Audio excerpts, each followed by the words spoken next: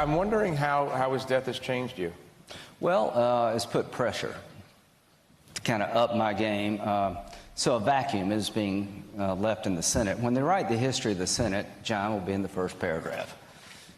Ted Kennedy, John McCain, kind of modern people who were ideological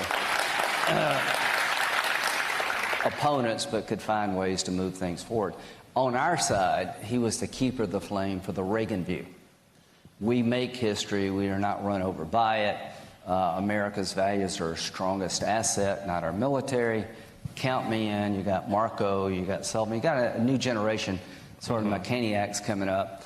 So the natural person to kind of keep that way of thinking alive is me, because we're so close. So on my side, I'm trying to fight back against isolationism, nativism.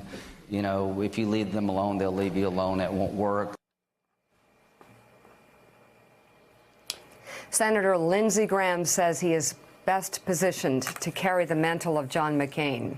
His increasingly vocal support of Trump policies is perhaps calling that into just a tad bit of question. Well, and Mike Barnicle, it's interesting Lindsey says that, because since John McCain's death, most observers have said that Lindsey has kowtowed to Donald Trump in just about every way possible, even saying it's a shame that John didn't have more time to get to know Donald Trump. He might have liked him. No, that's actually, as Mark Salter and others who knew John McCain best will tell you, that actually would have just made John McCain hate Donald Trump even more.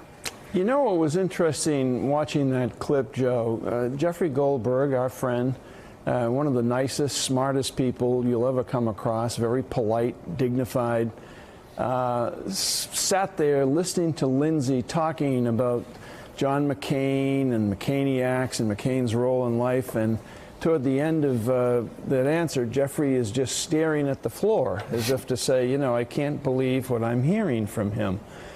I don't know what happened. I don't think anybody really knows what happened to Lindsey Graham. John McCain has now been gone for several weeks, and Lindsey has done a complete 180 in terms of how he views Mr. Trump and things that Mr. Trump does. I think it's mystifying to a lot of people. It's certainly mystifying to me.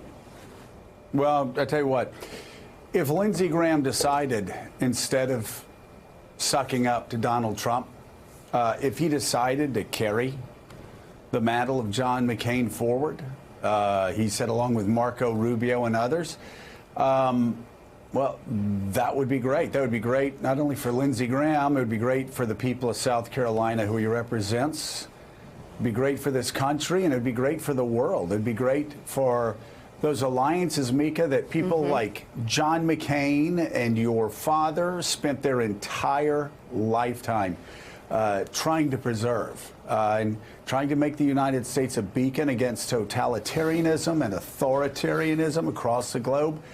Right now, at least over the last month, Lindsey Graham hasn't been acting that way. Let's hope, based on what he said at the Atlantic Conference with Jeffrey, let's hope he makes the decision to move in the direction that John McCain moved his entire life. Thanks for checking out MSNBC on YouTube, and make sure you subscribe to stay up to date on the day's biggest stories. And you can click on any of the videos around us to watch more from Morning Joe and MSNBC. Thanks so much for watching.